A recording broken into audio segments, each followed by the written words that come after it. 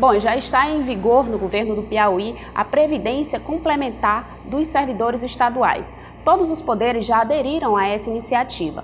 Para entender como funciona, a gente recebe aqui nos nossos estúdios o superintendente da gestão da Previdência Complementar do Estado, Marcos Stein.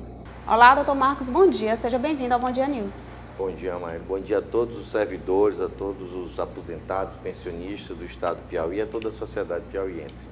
Doutor Marcos, eu queria que o senhor explicasse para a gente, né? Já está em vigor, né, essa Previdência Complementar, todos os poderes, como eu falei aqui, todos os poderes já aderiram. Eu queria que o senhor explicasse para a gente como é que o servidor, ele pode aderir ou ele já está aderindo automaticamente a essa Previdência, como é que vai funcionar essa Previdência Complementar? É bom esclarecer realmente, porque existem muitas dúvidas. Para tentar explicar de uma forma bem didática, é interessante deixar claro o seguinte: nós vamos ter, de forma prática, duas previdências. A verdade é essa. Uma previdência que já está em vigor, que seria essa com as regras atuais, da forma como está, que chamamos regime próprio de previdência social, que é hoje que o servidor se aposenta normalmente, todos os servidores estão se aposentando normalmente. E vamos ter no futuro, que agora já está em vigência, que é a Previdência Complementar. Essa Previdência Complementar serão para os novos servidores que a partir de agora ingressarão nos quadros do Estado por concurso público. Claro, só pode ser por concurso público. Então, para deixar bem claro isso, continua a Previdência para os servidores que estão, essa antiga, e tem uma nova, digamos assim, para os novos servidores. Essa Previdência Complementar, ela vai servir para os servidores que ainda vão ingressar no serviço público, tá? A regra dela qual é? Agora, por essa nova Previdência, o Estado paga no máximo um teto. Mesmo que o servidor ganhe acima desse teto, o Estado do Piauí só vai pagar até esse limite. Que é de o limite é de R$ 5.839,45. É o mesmo valor do maior benefício pago pelo INSS. A Previdência Complementar, ela tem essa ótica de igualar, digamos assim, o INSS com a Previdência dos servidores. Vamos colocar dessa forma.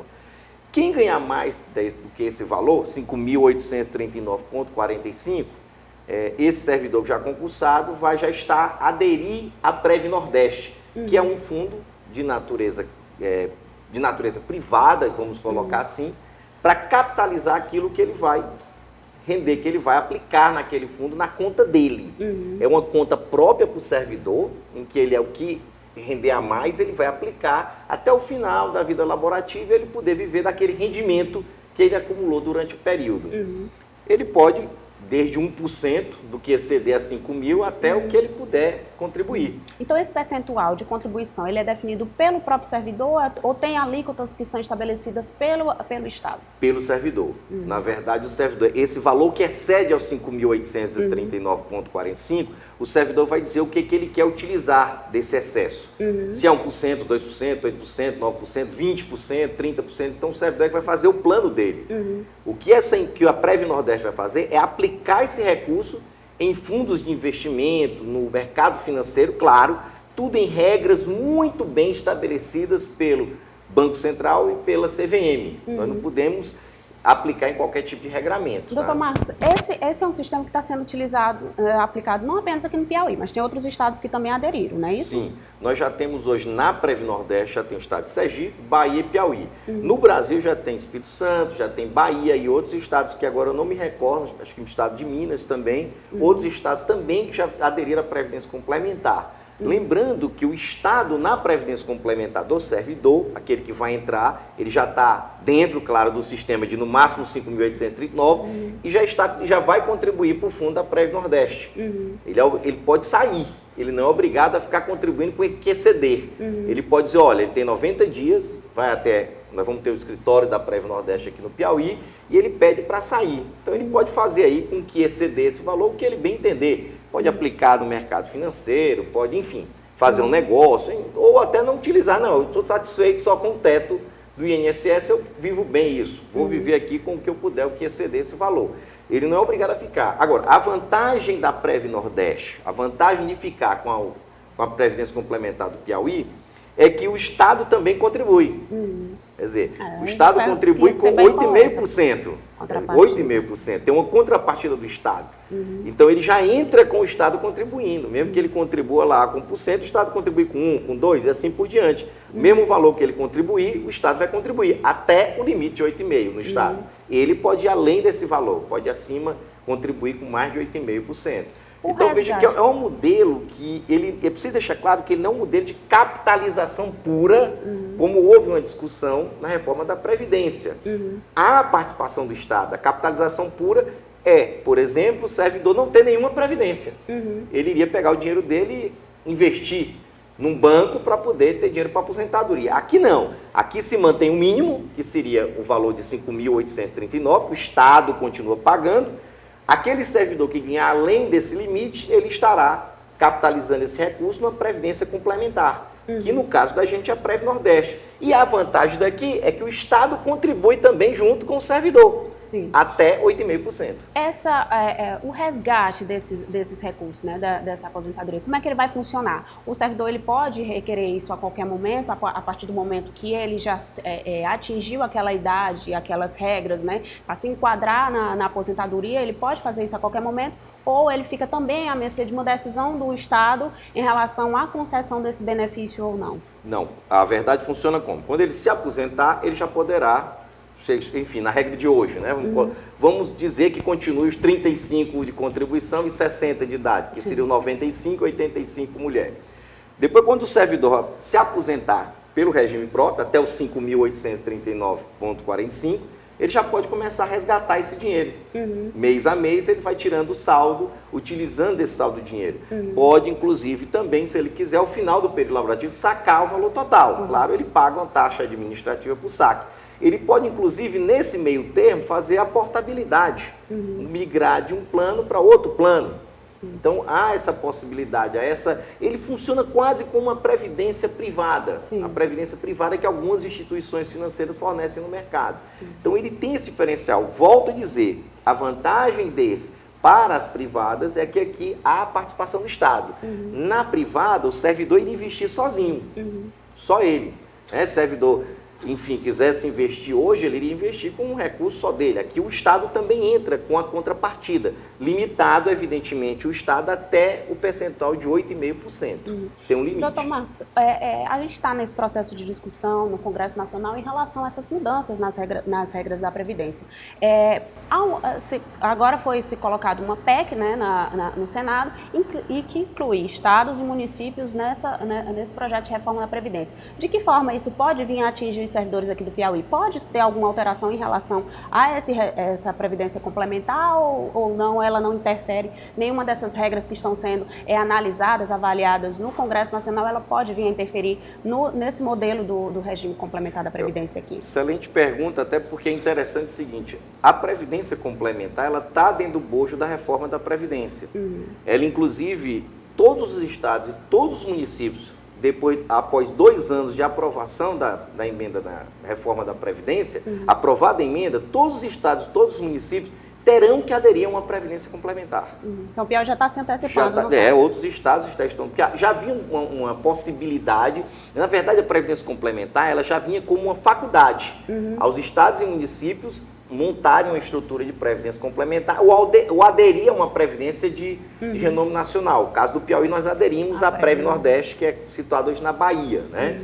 Então, daqui a 2 anos, publicada a emenda, vamos dar um exemplo, publicada a emenda de setembro desse ano, 2 anos, quer dizer, 2021, né? 2021, setembro de 2021, todos os estados e todos os municípios que não têm previdência complementar terão que aderir à previdência complementar. É interessante que a discussão da previdência complementar, você não vê travada entre oposição e situação, porque ela é unanimidade, tanto entre governo como em relação à oposição. Primeiro porque a maioria da oposição, ou aqueles que não são oposição, os partidos que estão de oposição, instalaram, quando de suas gestões, a previdência complementar. Por exemplo, no governo Dilma e Lula foi instalada a previdência complementar dos servidores públicos federais.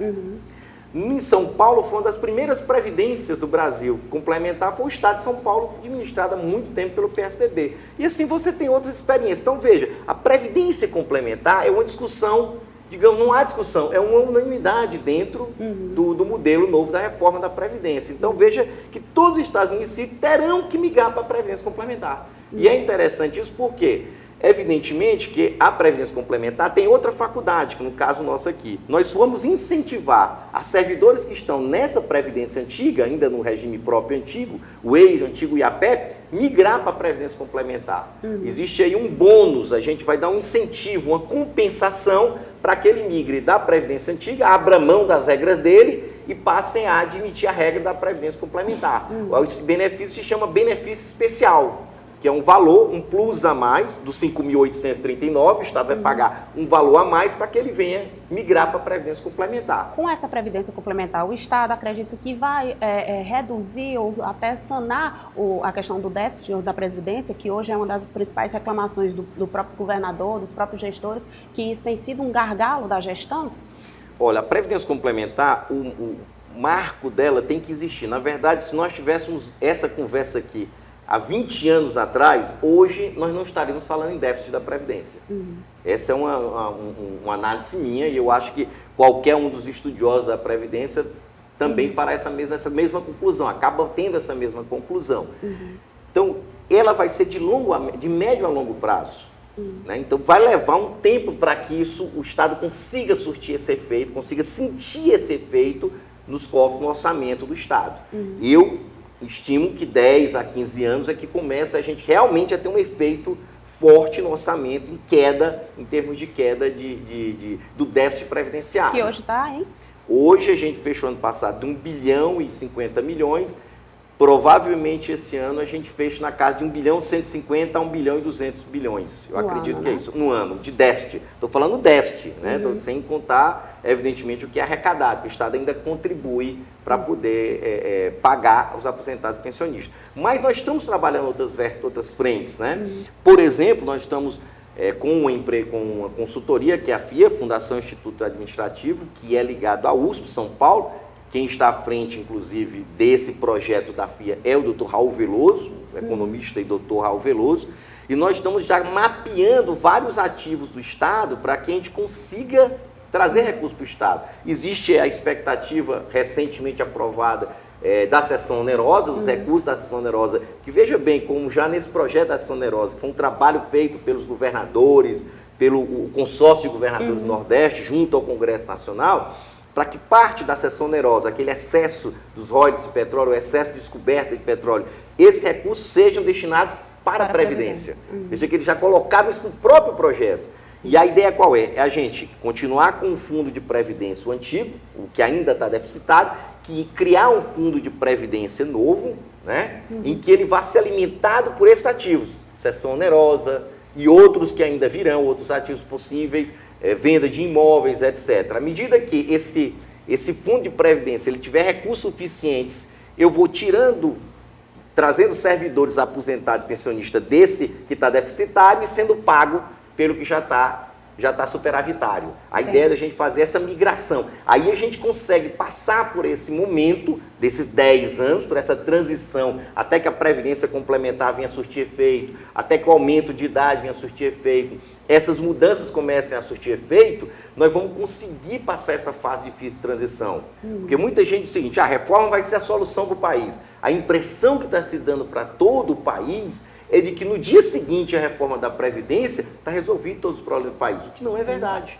É um trabalho vai levar um tempo. E esse trabalho da gente trazer recurso para passar por essa fase de transição, que na minha expectativa vai gerar de 10 a 15 anos, é um trabalho que está sendo discutido principalmente no Fórum dos Governadores do Nordeste.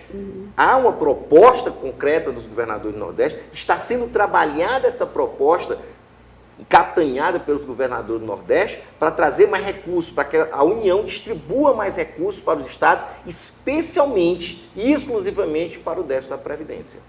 Tá certo, então. A gente acredita que conseguiu esclarecer algumas das dúvidas aí dos nossos telespectadores. A gente agradece, doutor Marcos, aqui o seu convite, né, a sua disponibilidade sempre de estar aqui com a gente esclarecendo nessas dúvidas, que a gente tem certeza aí que é dúvida que é constante dos nossos telespectadores em relação à questão da aposentadoria, da previdência, tá certo? A gente agradece a sua participação. Eu que agradeço e estou sempre à disposição. Obrigado. Obrigada. E o Bom Dia News de hoje vai ficando por aqui. Mais informações em tempo real você confere no portal dia.com. Não esqueça de seguir os nossos perfis nas redes sociais, no Instagram e no Facebook. Você fica agora com a programação do Assembleia em Foco. Logo mais ao meio-dia tem Rota do Dia. E em seguida, Lívio Galeno traz os principais destaques do dia com o Dia News primeira edição. Então você já sabe, fica ligadinho, eu te espero aqui amanhã a partir das 8 horas. Até lá!